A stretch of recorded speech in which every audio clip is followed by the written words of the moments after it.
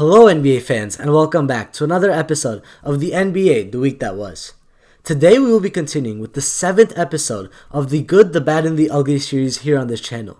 If you are liking this series, please show your support by liking this video and subscribing if you're new. So without further ado, let's get right into the 7th episode of the Good, the Bad, and the Ugly series here on the NBA The Week That Was. Today, we will be analyzing the Dallas Mavericks and what went well for them this year and what could be worked on moving forward. To be honest with you, there are a lot of positives for Dallas this year and not too many negatives. Led by that star European duo in Luka Doncic and Kristaps Porzingis, the Mavericks surprised everyone in the league by making themselves as serious playoff contenders. At one point, they were even the second seed in the conference. However, injuries towards the end of the season, before the suspension, of course, that really derailed them, and they're back in the sixth seed now. But still, this year was meant to be the first year of, just getting used to the new team. Luka Doncic was going to play his second year in the league. Porzingis was going to be coming off his ACL injury, and it was just going to be, a revival year in Mavericks. However, it was nothing like that. They exceeded expectations and found themselves in the playoff picture, as I mentioned before. Luka emerged as one of the best players in the NBA. Not even the best young player, just one of the top 5, top 10 players in this league. In only his second season, a guy from Europe is averaging 29 points, 9 rebounds, and 8 assists a game. That is unheard of in people's second year.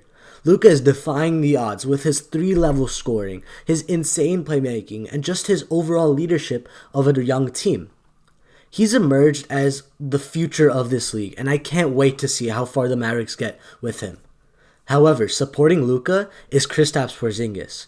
He was a bit rusty starting the year off. He was, not that true unicorn form that gave him the unicorn nickname, of course. However, towards the end of the season, he really showed up, averaging around 20 points, 8 rebounds, what a second fiddle definitely needs to average if a team wants to contend. This star European duo is going to do so much for Dallas in the future. They work well together. Kristaps is a stretch 5 who can shoot the ball really well, but is 7'3", so obviously he's a menace in the paint. Luka, as I said, one of the best playmakers in the league. His three-point shot is great. He's just an amazing scorer.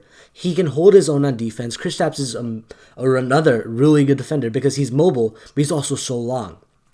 However, the Mavericks aren't just defined by their 2 stars, like other teams like, let's say, the Blazers are. The Mavericks have a really solid supporting cast that I definitely feel is one of the top 5 supporting casts in the league, behind Luka and Kristaps. They have their 2 spot-up shooters in Tim Hardaway Jr. and Seth Curry. Both of those guys are lights out and perfectly complement Luka. Due to his great playmaking, he's able to get them the best shot possible, and they've always been consistent throughout their whole careers, and now they're in the perfect team in Dallas. They also have Dorian Finney-Smith, who's just a rugged defender. Every team needs that one stopper, and Dorian Finney-Smith is always the guy who's willing to take up that best matchup, whether it's guarding LeBron or Giannis. Dorian Finney-Smith is the guy to step up and do that.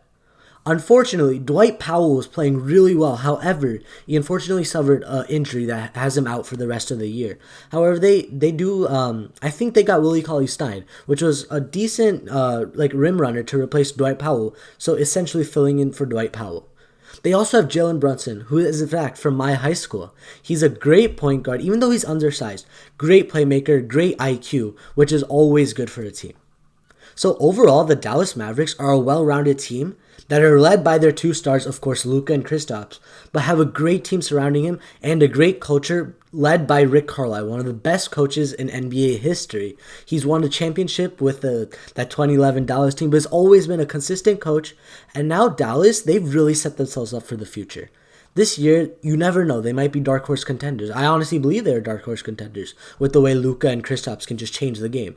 However, with the culture they have, with the young core they have, Dallas is going to go far. Trust me, guys. In the next 10 years, be ready to see at least 1 to 2 Dallas championships. As I said before, Dallas really didn't have too much go wrong for them this year. But if I do have to be nitpicky, and for the sake of this episode I will, there are 1 or 2 things that I will point out. Firstly, Dallas definitely need to work on their durability moving forward. Luka and Kristaps got injured this year quite a bit. I think they each missed around 15 to 20 games. And if those two are going to be the two players you build around for like the next 10 years, they definitely need to be more durable. So it's important for Dallas to get a good medical staff and just, how the Warriors works with Steph Curry. Just build up their strength and make them more durable so that they can play more games. And what happened this year, before they were injured, they were in the second seed, like I said. However, they fell off to around the 6th, 7th seed when Luka and Kristaps got injured. And that can't happen because there's a big difference in being the 2nd seed and the 7th seed. If they're the 2nd seed, they obviously have an advantage in the playoffs.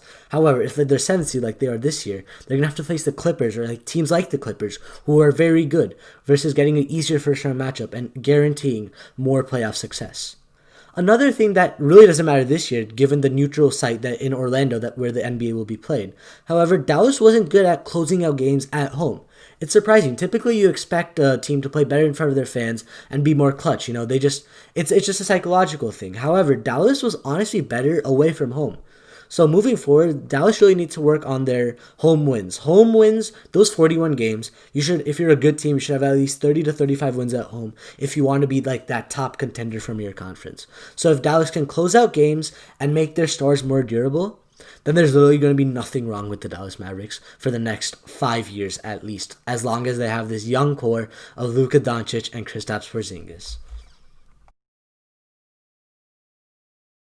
And with that, we wrap up the 7th episode of the Good, the Bad, and the Ugly series here on the NBA The Week That Was. If you enjoyed this video, please leave a like down below. And if you have any feedback for me, please leave it in the comment section. I'll catch you guys on the next episode of the Good, the Bad, and the Ugly series here on the NBA The Week That Was. See ya.